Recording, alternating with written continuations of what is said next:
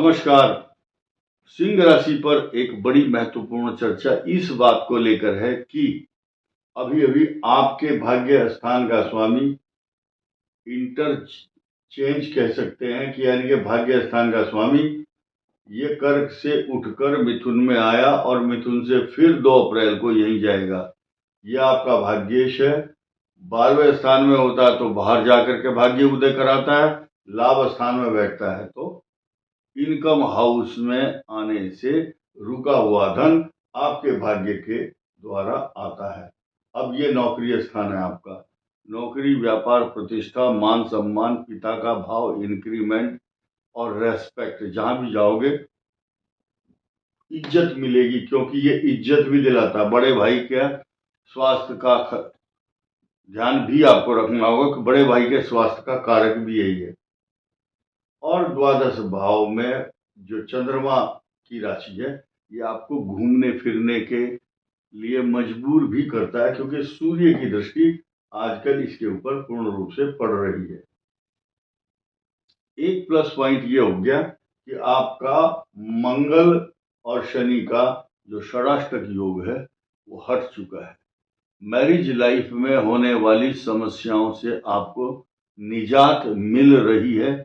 जिनकी कुंडली में पाप ग्रह नहीं है उनको।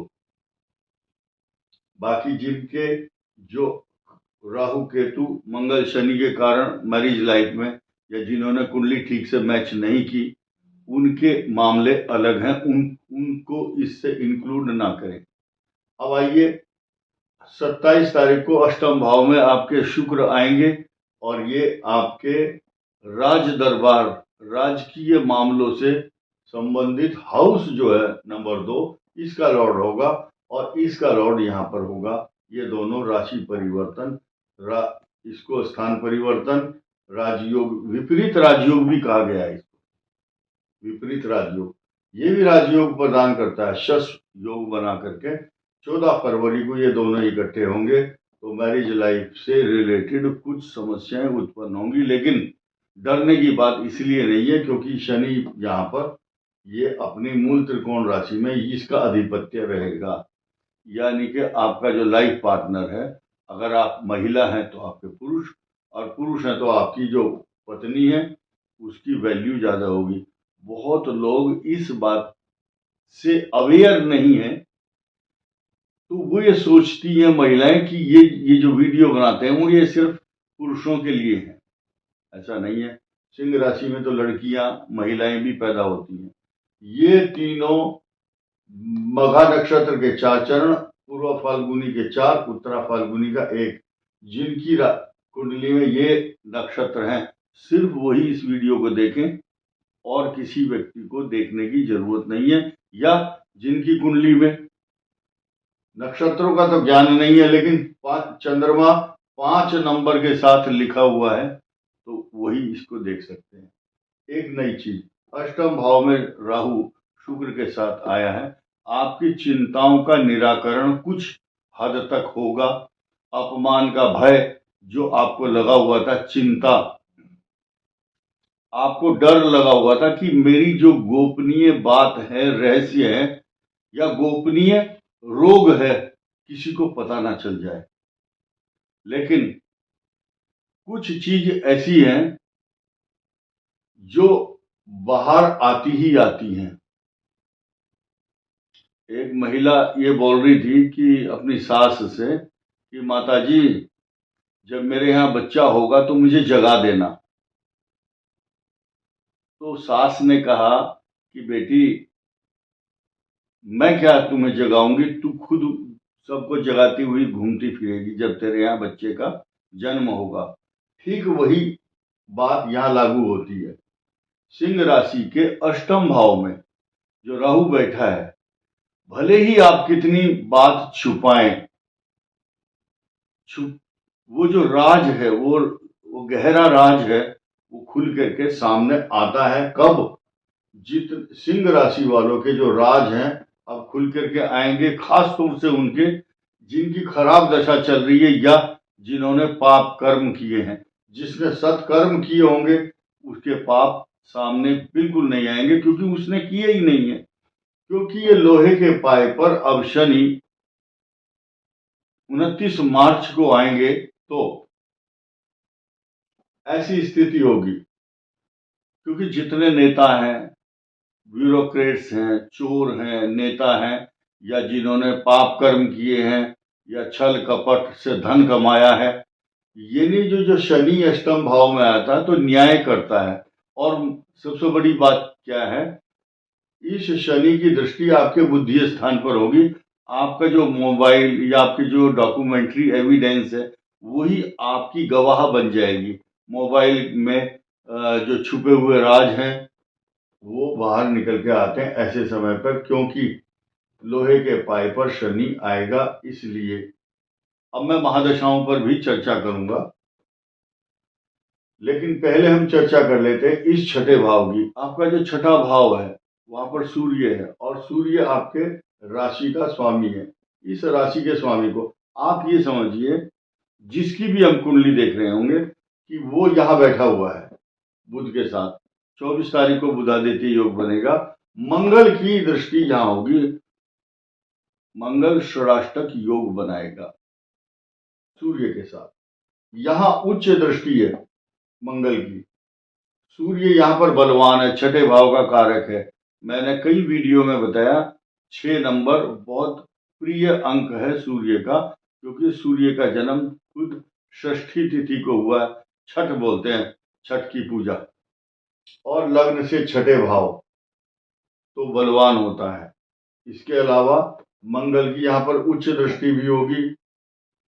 ये हृदय रोग उत्पन्न करता है, कमर के रोग, स्किन डिजीज, और चेहरे पर एलर्जी या कोई स्किन से रिलेटेड या इन्फेक्शन पैदा करता है ये। उसके बाद 14 फरवरी से 14 मार्च तक ये समय अच्छा नहीं है। अब हम सिर्फ इसकी बात कर लेते हैं। शुक्र जो है उच्च राशि में आ रहा है 27 तारीख को। ये और बृहस्पति दोनों इंटरचेंज विपरीत राजयोग बनाएंगे, आपके लिए शुभ फल प्रदान करने वाले हैं। मंगल रुका हुआ धन दिलाएगा। अब इस मंगल की दृष्टि आपके इस भाव पर भी है, ये दृष्टि डालता है यहाँ पर। तो आपकी जो वाणी है, बिना सोचे समझे आप कोई स्टेटमेंट, कोई कमेंट पास ना करें, कोई ऐसा बयान ना दें ताकि वो आपके लिए गले की हड्डी बन जाए या विवाद का कारण बन जाए। क्योंकि जब मनुष्य का समय खराब होता है, ढैया आने वाली है शनि की, तो पहले से ही उपद्रव शुरू हो जाते हैं। आप खास तौर से उन लोगों के लिए जो सार्वजनिक जीवन में अपने स्टेटमेंट देते हैं या लिख करके भेजते हैं या लेटर साइन करते हैं, उनको बोलते समय अपने इष्ट मित्र या नीचे सबॉर्डिनेट या कर्मचारियों से बिहेवियर पैटर्न अच्छा रखना है, तानाशाही नहीं चलानी है।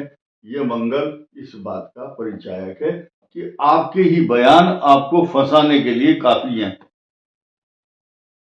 किसी ने कोई लाइन लिखी थी, किसी को क्या गर्ज है कोशिश करे तुम्हें मिटाने को, अरे तुम्हारे कर्म ही ऐसे हैं तुम्हारी हस्ती मिटाने को। जो अहंकारी व्यक्ति है अहंकार करेगा, क्योंकि शनि अष्टम भाव में आता है तो अहंकार को नष्ट कर देता है। ये न्याय करने वाला ग्रह है इसलिए। लेकिन जब तक 14 मई तक बृहस्पति केंद्र में बैठा है तो आपको कोई बाल बांका नहीं कर सकता। केंद्र में स्थिर राशि में शनि भी बैठा है, चंद्रमा स्टेबल स्थिर राशि है। ये केंद्र चारों के चारों ये स्थिर राशि है। अगर कोई चीज आपको मिलती है तो स्थिर रूप से आप जमीन खरीदेंगे, इन्वेस्टमेंट करेंगे, ये आपके लिए अच्छा होगा। लेकिन मैं जिस बात से डर रहा हूं, मैंने सारी पॉजिटिव चीजें बताई, जैसे कि मंगल इनकम देगा, भाग्य स्थान का स्वामी, केंद्र में बृहस्पति है, ये भी अच्छा है। ये सावधानी बताइए कि शब्दों का चयन ठीक रखें। लेकिन अब मुख्य बात पर आ जाइए। राहु और इधर सूर्य और बीच में शनि, ये सिचुएशन 14 फरवरी तक अच्छी नहीं है। ये पाप कर्तरी योग बनाता है। अब लोग पूछते हैं इसका उपाय क्या है। सूर्य नारायण की आराधना, सूर्य को जल देना। आपकी राशि का स्वामी सूर्य है, अधिष्ठाता देवता मंगल, आपके भाग्य स्थान का कारक, जिसके अधिष्ठाता जी हनुमान जी हैं। हनुमान जी का एक मंत्र, ओम हम हनुमते रुद्रात्मकाय हुम वट स्वाहा, ये मंत्र है।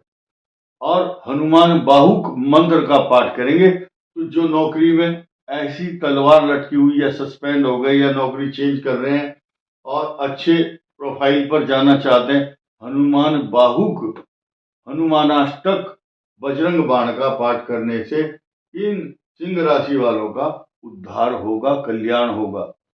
डरने की आवश्यकता नहीं है। इस साल बृहस्पति आंधी और तूफान के समान अतिचारी होकर के आपके इनकम हाउस में आएंगे। राजाओं के माफिक आंधी और तूफान के समान धन का लाभ दिलाएंगे। यहाँ पर बृहस्पति का आना, और वो भी सीधे सीधे दृष्टियां डाल रहा है। आपकी बुद्धि, आपका ज्ञान, आपका विवेक, बस आपको समझदारी से चलना है। कबीर का एक दोहा है, चलती चाकी देखकर दिया कबीरा रोए, दो पाटन के बीच में साबुत बचा न कोई। अर्थात जो चक्की चलती थी गांव में, जिसे आटा गेहूं पीसते हैं तो आटा निकलता है, चारों तरफ इकट्ठा होता है, गांव के लोग सब जानते हैं।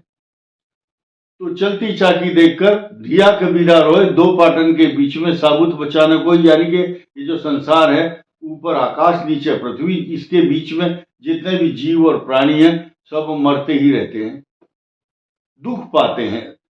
साबुत बचाना को यानी कि वो कष्ट पाते हैं। लेकिन उसके लड़के ने क्या जवाब दिया, उसका नाम था कमाल।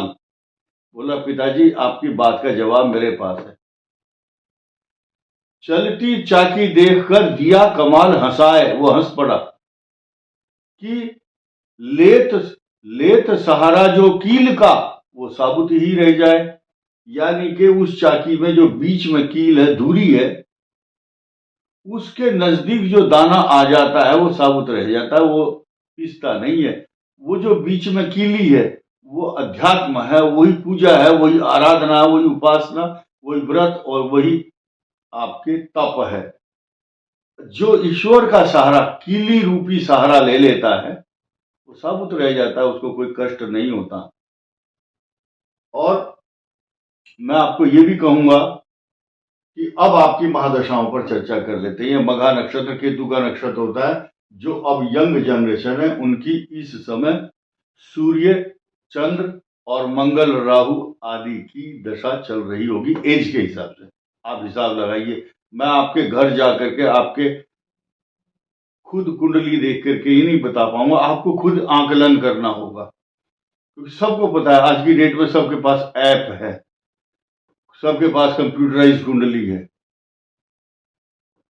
तो उनकी जो दशा चल रही होगी, क्योंकि 27 साल की उम्र के बाद वाले जितने भी हैं सबकी सूर्य, चंद्र, मंगल, राहु, बृहस्पति, इनकी दशा चल रही। अब ये पूर्व फाल्गुनी पर आ जाओ।